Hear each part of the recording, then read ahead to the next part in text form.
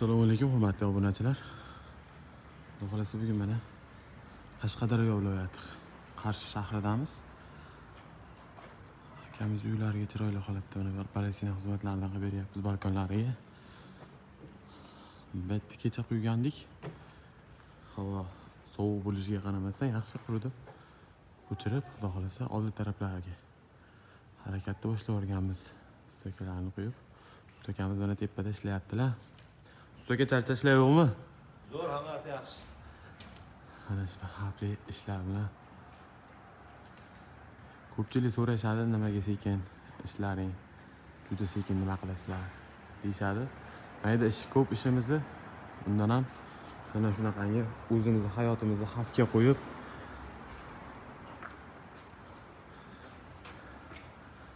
kamida yerdan turib shu yo'q deganda 6 metr 7 metr tepada bemalol yurishdi mana sizlarga chiqib bemalol ko'taradi, ishonchli mustahkam bo'ladi.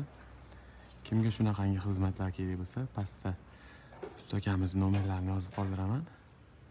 Bemalol murojaat qilishlaring mumkin.